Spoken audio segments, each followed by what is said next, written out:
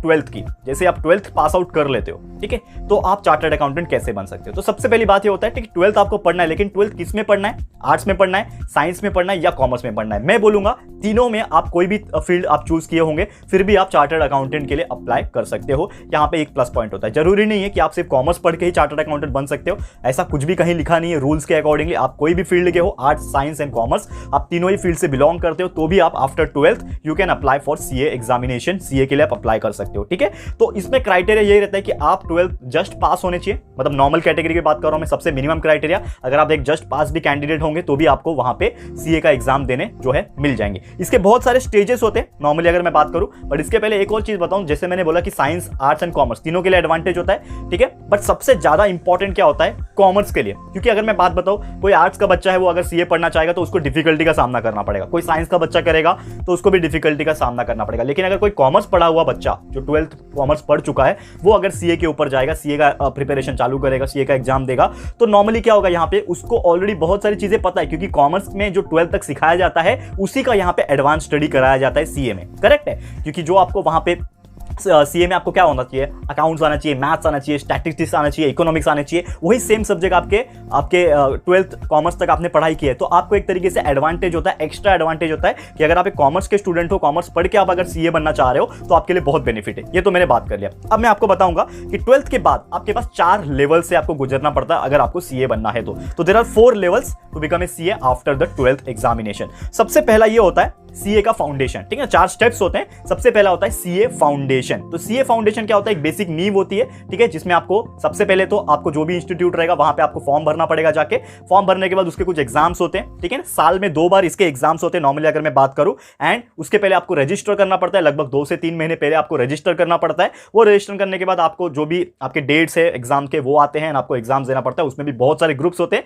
मैं डिटेल में बात नहीं करने वाले एग्जाम्स के कब होते हैं, मई में होते हैं, नवंबर में होते हैं, ये आपको कभी और मैं बता दूंगा, लेकिन आपको सिर्फ मैं गाइड करने वाला हूं किस तरह जाना है। एग्जाम डिटेल की हम बात नहीं करेंगे आज, मैं आपको सिर्फ स्टेप्स बता रहा हूं, ठीक है। तो पहला तो स्टेप मैंने बोला कि सीए का फाउंडेशन हो गया। सेकंड स्टेप में बात करूंगा सीए इंटरमीडिएट। सीए फाउंडेशन जैसे आप कवर कर लेते हो, कंप्लीट होने के बाद आपका आएगा सीए इंटरमीडिएट। एंड तीसरा जो लेवल होता है सीए इंटरमीडिएट करने के बाद आपको सीए का 3 इयर्स का यहां पे करना पड़ता है articleship. What do you mean by articleship, कोई भी एक पर्टिकुलर आर्टिकल के ऊपर आपको काम करना पड़ता है। जैसे कि आपने देखा होगा जो इंजीनियरिंग स्टूडेंट होते हैं खासकर पे वो इंटर्नशिप करते हैं, यानी किसी भी इंस्टीट्यूट के पास जाके काम करते हैं, काम सीखते हैं, उसके बदले में उनको क्या मिलता है, एक सर्टिफिकेट मिलता है, या फिर कुछ ऐसे भी अच्छे इंस्टीट्यूट होते हैं जो उनको पे भी करते हैं, कुछ अमाउंट पैसे भी मिल जाते हैं, ठीक है। तो वैसे ही होता है एक आर्टिकलशिप, एक आर्टिकल के ऊपर आपको काम होता है, लगभग सिमिलर ही होता है लेकिन थोड़ा सा डिफरेंस है, कभी और इसके ऊपर चर्चा करेंगे। तो आर्टिकलशिप आपको 3 साल का करना पड़ता है, एंड उसके बाद होता है 4th स्टेप में जो होता है सीए का फाइनल एग्जाम, वो आप क्लियर कर लोगे तो आप बन जाओगे एक चार्टर्ड अकाउंटेंट पर्सन, ठीक है। बट ये सब चीज जो मैंने पूरा प्रोसेस बोला इसको करते करते लगभग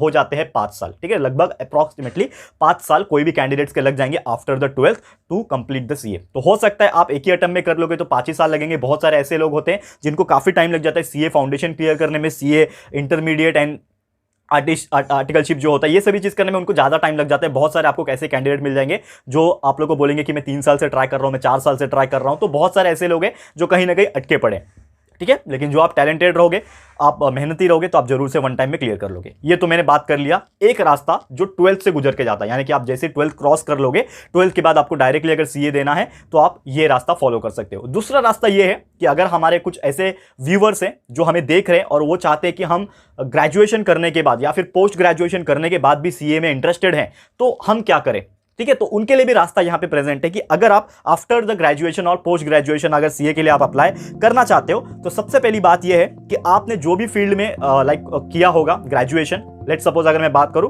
कि अगर आपने कॉमर्स के फील्ड में ग्रेजुएशन किया होगा तो आपको एटलीस्ट लगभग 55% के अबव मार्क्स स्कोर करने पड़ेंगे ग्रेजुएशन में। ग्रेजुएशन अगर आपको ग्रेजुएशन के थ्रू जाना है तो 55% के ऊपर मार्क्स है आपके, तो आपको यहां पे एक तरीके से बेनिफिट मिलेगा। एंड सेकंड चीज, अगर आप नॉन कॉमर्स फील्ड में हो या फिर कोई भी अदर फील्ड है कॉमर्स को छोड़ के, तो आपको लगभग 60% के ऊपर मार्क्स लाने पड़ेंगे, तब जाके आप सीए के लिए अप्लाई कर सकते हो। ये तो मैंने बात कर लिया। और इसका एक एडवांटेज ये होता है कि अगर आप ग्रेजुएशन या फिर पोस्ट ग्रेजुएशन के थ्रू यहां पे जब सीए के लिए रजिस्ट्रेशन करते हो तो आपका जो पहला स्टेप मैंने बताया था, जो 12th के बाद पहला स्टेप यानी कि सीए फाउंडेशन, वो यहां पे नहीं रहता है, आप डायरेक्टली सीए इंटरमीडिएट पे जा सकते हो, ठीक है। तो फाउंडेशन की जरूरत नहीं पड़ती है, सीए इंटरमीडिएट पे डायरेक्टली जाओगे आप। सीए इंटरमीडिएट के बाद आपका सीधा 3 साल का आर्टिकलशिप होगा, उसके बाद सीए फाइनल होगा तो आप चार्टर्ड अकाउंटेंट डायरेक्टली बन जाओगे। तो ये 2 रास्ते थे, एक मैंने बताया आपको जो आप 12th के बाद जा सकते हो, एंड एक जो बताया मैंने आप डायरेक्टली ग्रेजुएशन या फिर पोस्ट ग्रेजुएशन के बाद जा सकते हो। ये समझ में आ गया, उम्मीद करता हूं कि ये आपको क्लियर हो गया होगा। सैलरी रेंज जैसे मैंने बताया, it depends upon which type of institution you are working in.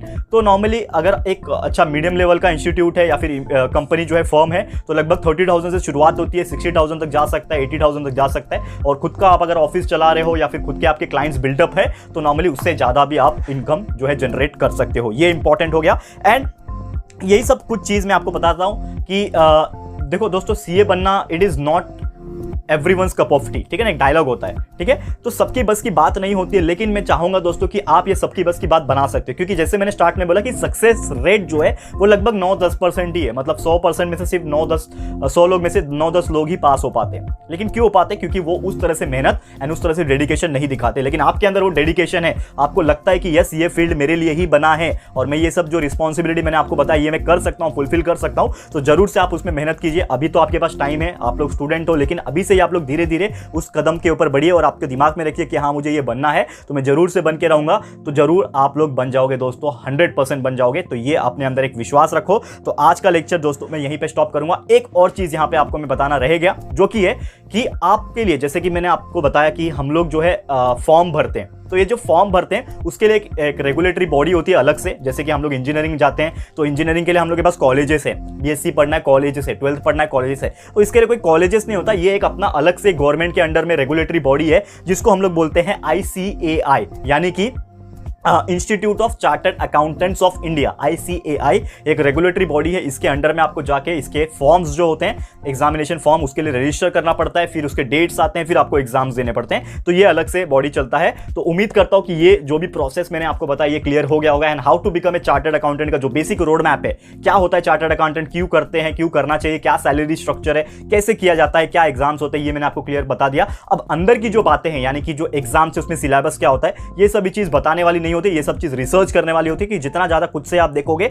तो आपको बेनिफिट करेगा। बट ये अभी आप नहीं करो। अगर आप 8वीं के बच्चे हो तो अभी से क्या करोगे ये सब देख के? तो ये सब चीज अभी आपको नहीं करना है। आपको मैंने रोड मैप बता दिया, बस आपके दिमाग में रखो और प्लान करो अकॉर्डिंगली कि 2 साल बाद, 3 साल के बाद मुझे क्या करना है, इसके अकॉर्डिंगली प्लान करो और अपने गोल से भटकना मत। अभी आपके अंदर भले ही एक आग लगाई है मैंने कि आपको चार्टर्ड अकाउंटेंट बनना है, तो ये जो आग है उसको बुझने मत देना। ऐसा नहीं है कि मेरा आज वीडियो देख लिया आपने कल ठंडा पड़ गया, ऐसा नहीं होना चाहिए। ये चीज कंटिन्यूअसली चलना चाहिए, सो दैट आप लोग जरूर से एक ना एक दिन बन पाओगे जो भी आपको अपने लाइफ में बनना है। ठीक है फ्रेंड्स, तो उम्मीद करता हूं कि हमारा आज का जो लेक्चर वीडियो मैंने आपके लिए बनाया है कि हाउ टू बिकम सीए, ये आपको यूजफुल लगा होगा एंड बहुत ही अच्छे से क्लियर हो गया होगा सीए के बारे में। जो भी आप डाउट्स रहेगा प्लीज कमेंट करके बताइएगा।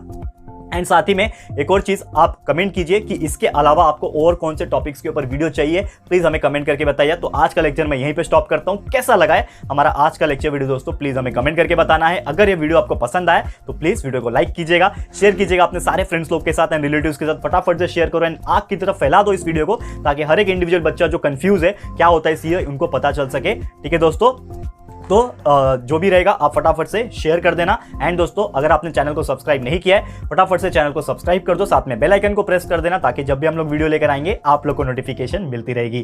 ठीक है फ्रेंड्स, तो मिलते हैं हमारे अगले वीडियो में। ये वीडियो देखने के लिए thank you and good bye.